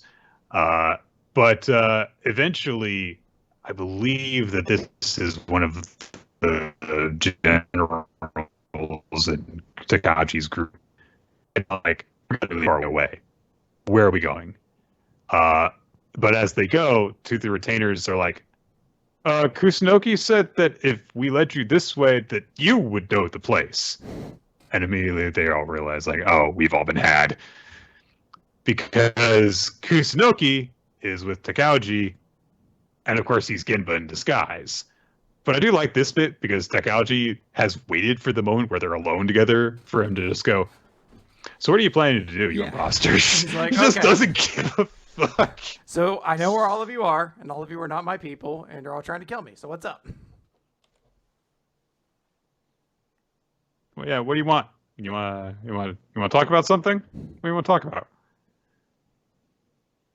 What do you feel about the overtime rules that the NFL is implementing? Do you think that it's going to work out? There's this whole thing about like, oh, guarantee possessions and stuff, but then it's like it goes to sudden death afterwards anyway. So is it sudden death or is it not? Where do you stand on the Will Smith thing? Do you think it was justified? Should he have done it? Should he have not? Where was it too far? What should the Academy have done different? I mean, I guess it's fine because it then Chris Rock decided not to press charges, but then there's the fact that, like an act of violence, which is broadcast to everyone. Everyone was just kind of cool with it generally. And can we also note the hilarity that this whole thing started off a fucking G.I. Jane reference? What an old fucking movie. Goddamn, Chris Rock. Like, fucking, you write that joke in 2006 and just held on to it for a while? What's going on? The perfect opportunity will finally present itself. One day, I'm going to drop this reference and everyone's going to love it. And everyone's gonna be like, what? Oh yeah. No, I kinda, yeah, with Demi, yeah, okay, I kinda, yeah. Cause she had a shaved head, right? Right. It's yeah, kinda. Anyway, Tokiyuki comes out of hiding, and he's got a bow trained on Ashikaga, and there is a weird moment because the pine cone keeps coming back, and it specifically goes punk. But I think it's just like stuff falling out of the tree around him more than anything. But also, Kojiro and Fubuki were in disguise as well, and they jump into action while Tokiyuki says, "Your life is ours." So that's the chapter. The assassination goes forward. Takauji, throughout the entire thing, is just kind of like, what are you doing? Oh, okay. And just, so I get the feeling he's gonna be fine. Yeah. And this might not end very well for the kids. Probably not. It's a good like setup chapter to be like, ooh, let's see what's gonna happen. It's exciting. I'd say more, but I really want to end it here so that your earlier prediction of when One Piece started was like almost exact. Yeah.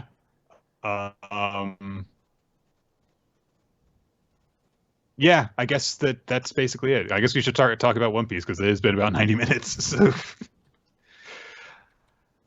Chapter 1044 of One Piece, Warrior of Liberation. We get someone speaking at the start of this chapter saying, "What happened to me? Why can I still stand even though I lost? I'm having fun for some reason." And he starts laughing, and drums start sounding. And we cut outside to Momonosuke and Yamato, and Momonosuke says, "Wait a minute, Luffy is Joy Boy?" And then we cut to elsewhere throughout Onigashima. First to Sanji, who is being cared for by the girl that he saved from Queen. And he senses something, and he goes, Luffy. I also like that because and Kid. it's Sanji who's the only member of the crew who really picks up on this because he's the one with the best color of observation hockey. Mm.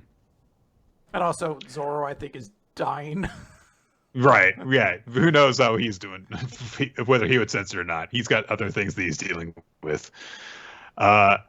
We also see the Kid and Law and, oh gosh, I've forgotten his name. It's been so long since we actually did. Hyogoro. They all sense this as well, as does Marco. And when Marco says, oh, Straw Hat's still breathing, Nami and Otama are both like, yeah, he's still alive. It's very nice. Then we cut to Mary Joa. And I love the way that they open up with this, which is, so we've lost an elite agent and made Kaido angry. Why did we do this? And one of them says, what if I told you that there was a potential future that would make us beg for this outcome? It is always better to eliminate dangerous variables. And then some old, crotchety-looking guy says, in every era, the world government has attempted to recover the gum-gum fruit, and not once has it ever succeeded for 800 years. It is as though the elf fruit is trying to escape our grasp, and it very well might. Zoan fruits contain a will of their own, and this particular fruit has the name of a god. The other name of the gum-gum fruit is the Zoan-type human fruit, mythical type, model Nika.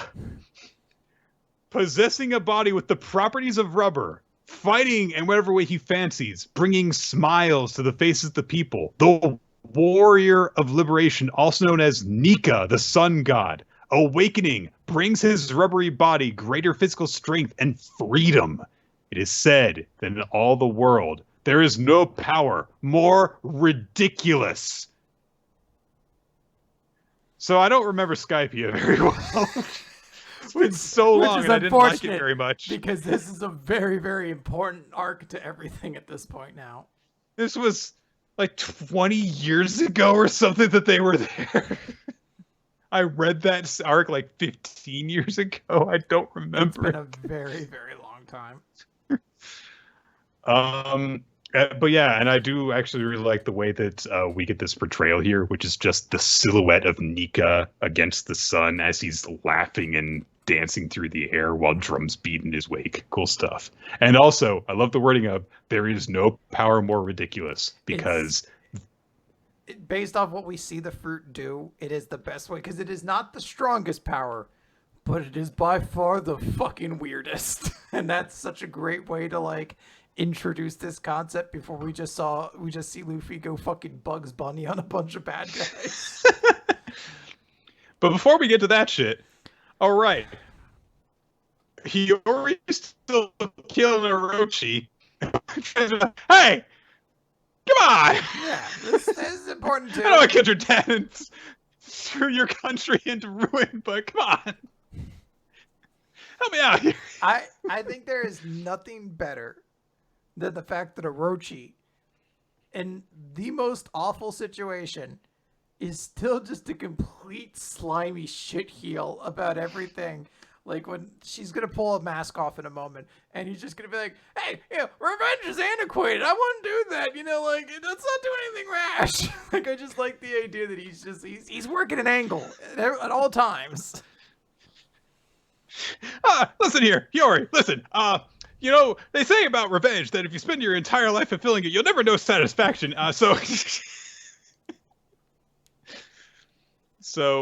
But she has clearly been prepping for this moment. She's still playing the shamisen. She says, my father upheld his promise to you. He trusted in the deal he made with you and Kaido to liberate Wano. For 5 years, he danced and made a fool of himself, never once explaining himself to his own family. He kept his word. He believed you would free the people in the end, and withstood an hour of your boiling cauldron. He withstood the searing burns of the bubbling oil. Despite the smile that never left his face, he bore your torments all alone, because the entire country was taken hostage. His suffering was unimaginable. Yeah, come on. So, if you do that, really, you're just torturing yourself because you become a murderer, and then you'll never forgive yourself. And would your father really want you to do this? She also flashes back to a memory from her childhood where her dad encouraged her to play, even though she wasn't good at it. And then she's like, doesn't it feel bad when everybody says mean things about you? He's like, no, because I've got all of you. And she said, then we'll be together forever. Aww. Like, oh, now I'm sad. Yeah. And she removes the mask, revealing that she has been crying while she's been getting more and more emotionally worked up. And she says, because Orochi's like, hey, yeah, as Shogun, by the way, let's not forget, I am Shogun, rightfully.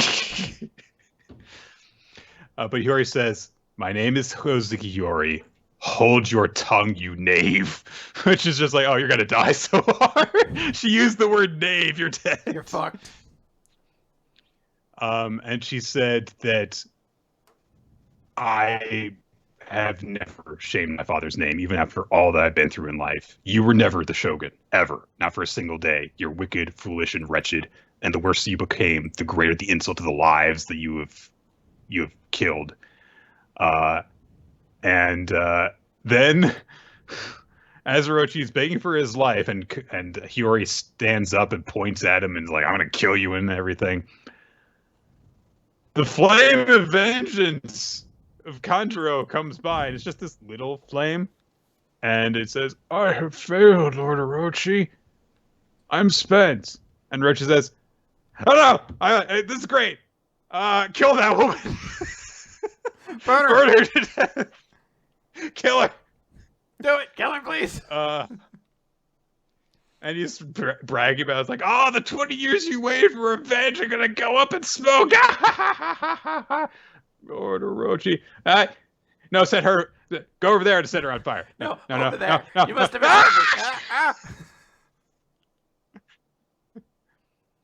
And as Orochi is set ablaze, Hiyori just says, the dawn is sure to come. The Kozuki clan always keeps its promises. Which kind of feels like she caused this somehow in a way, but I don't know. So yeah, I couldn't tell if that was meant to be like there was some influence there or like last minute betrayal or something like that. I couldn't quite figure out if there was like an implication there I wasn't picking up on or not. Or if she was just possibly, like, turn of fate. Yeah, or if she was just sitting there like, whoo, I am glad that worked out because that could have gone south.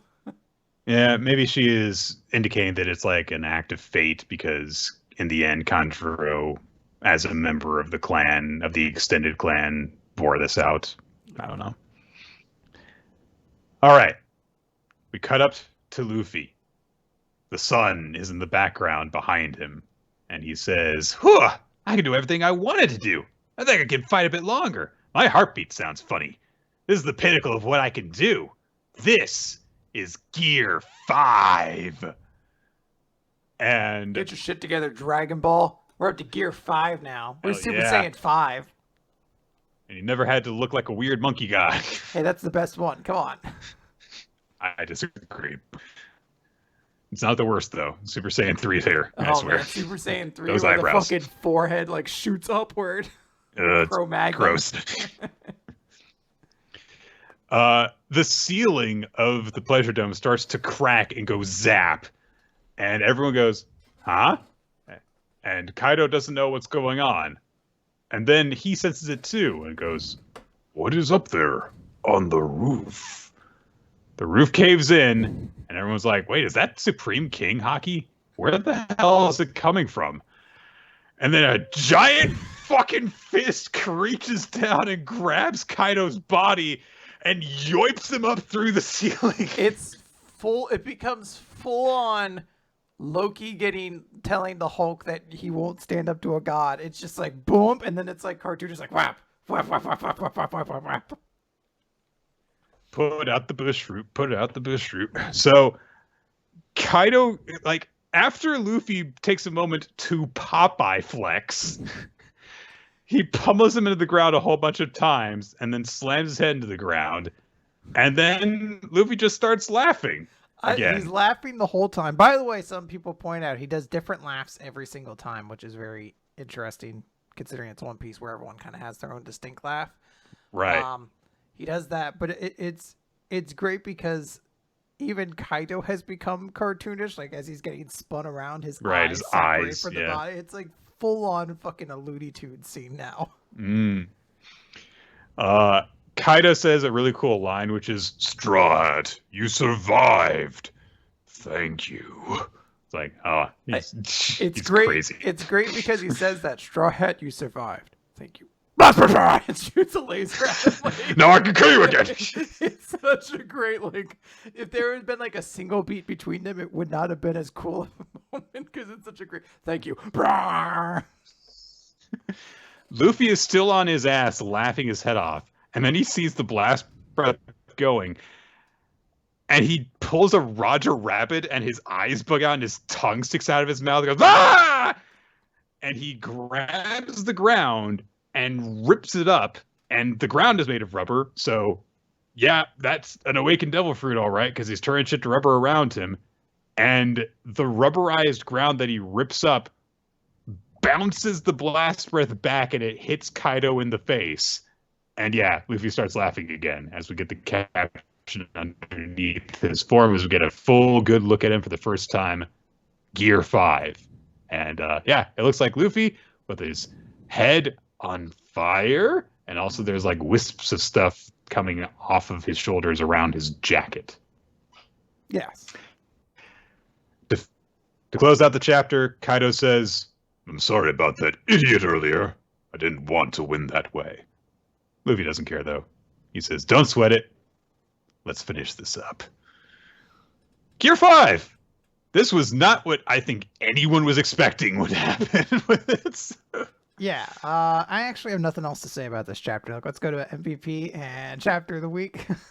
Just cut over. Okay. No discussion. No discussion.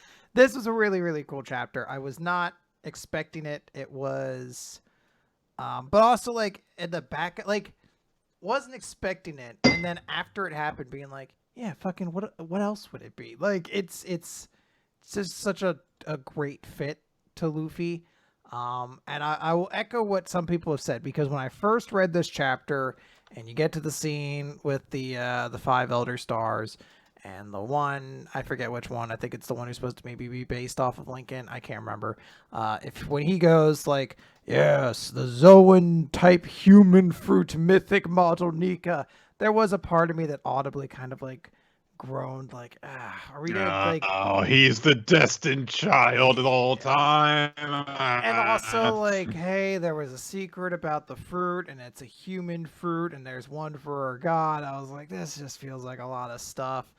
And I will say this too, the only actual real downside I have towards the chapter is that as soon as that moment's done, we cut over to Komurasaki Hiyori, and although the scene itself is fine, it is overshadowed in a chapter that is way bigger than that moment at that point. Because I feel like every person I've seen discuss this chapter discusses it in the same way.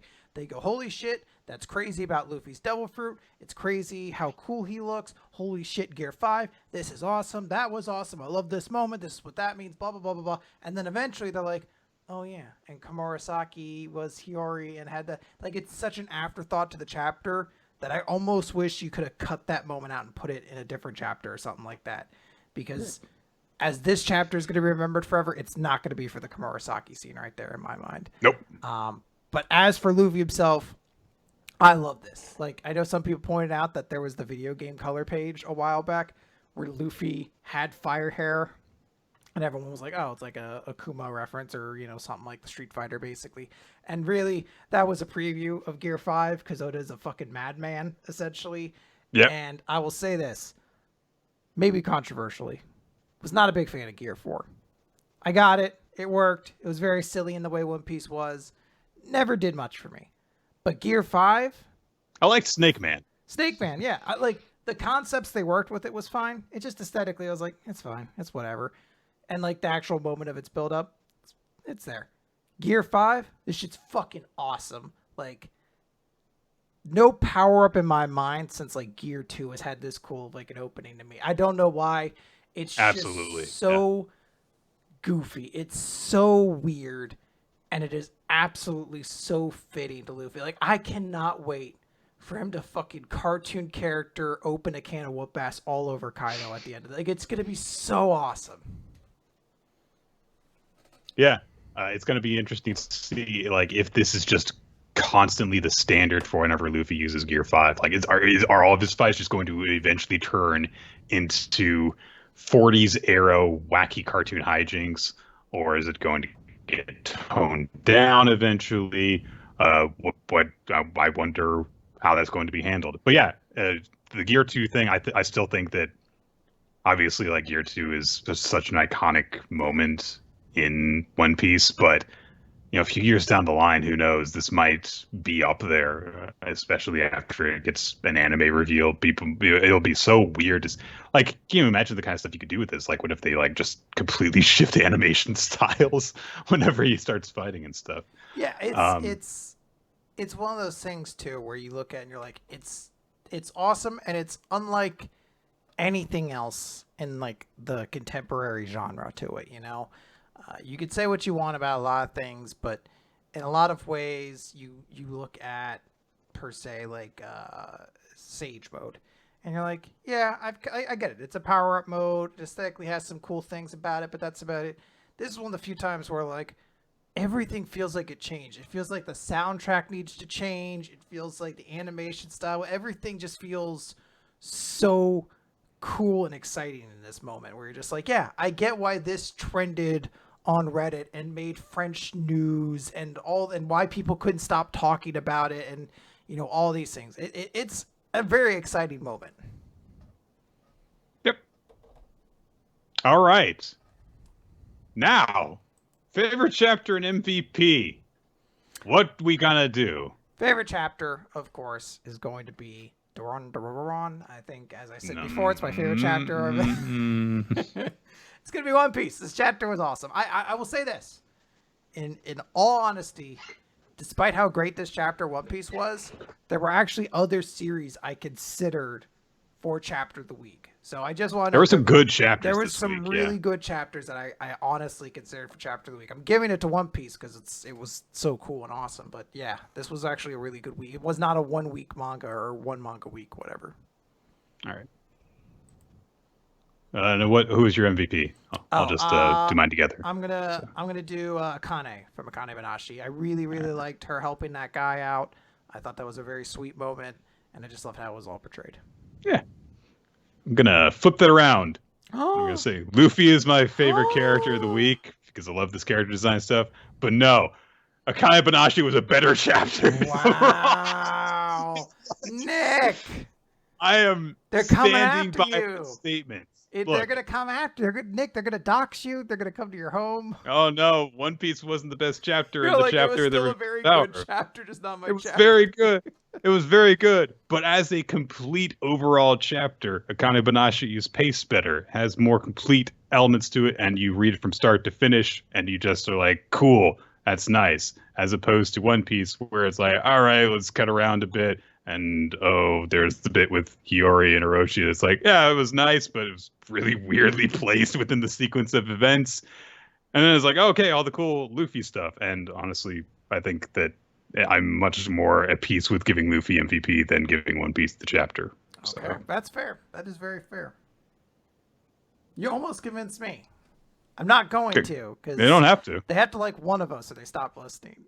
And obviously, right, that's how it works. You made your bed, so I gotta pick up the slack there. But it's all right. I've long been at peace with disagreeing on shonen things with the internet at large. So remember what you said about Sakamoto days, Nick? The internet hasn't forgotten.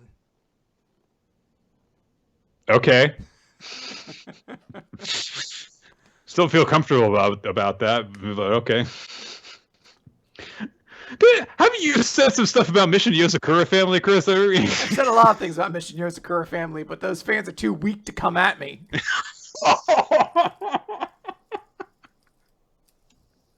All right, what did the audience say?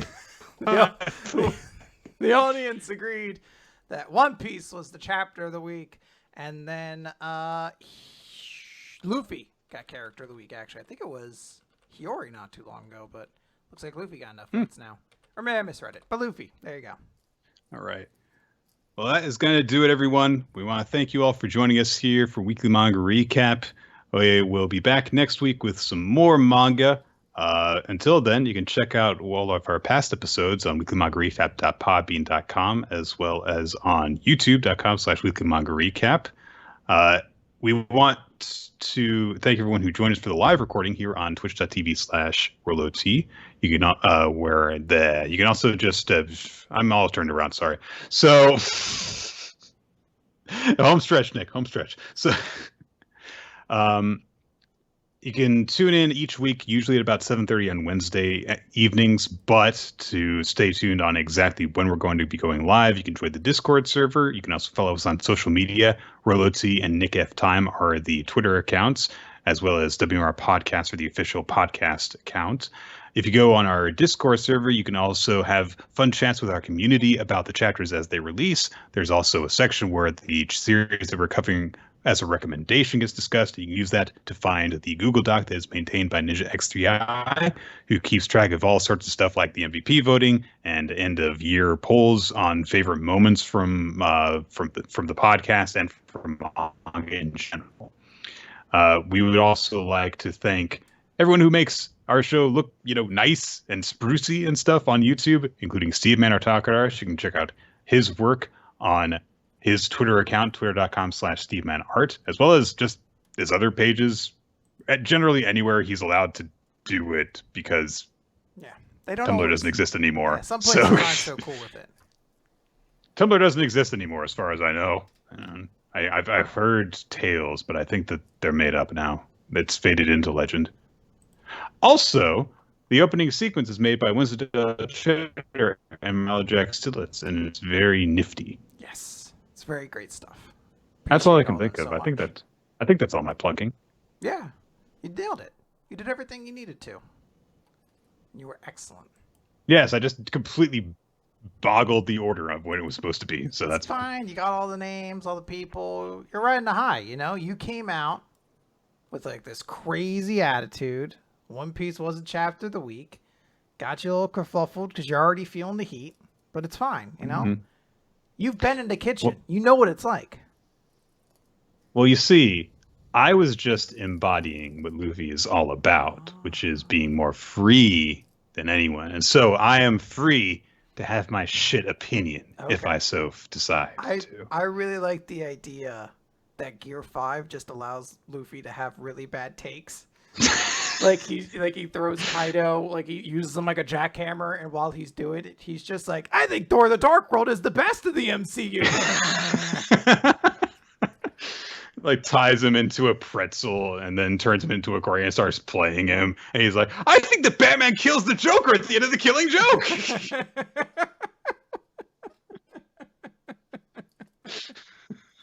I think it's good that Batman fucked Barbara Gordon on the roof in that one Batman movie. Kaido's like, what, really? He's like a father figure to her, And then he just turns him into a basketball and dunks him in a hoop.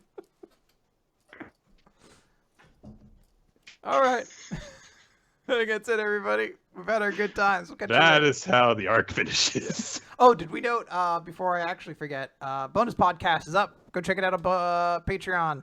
The Magu-chan bonus podcast. Goodbye.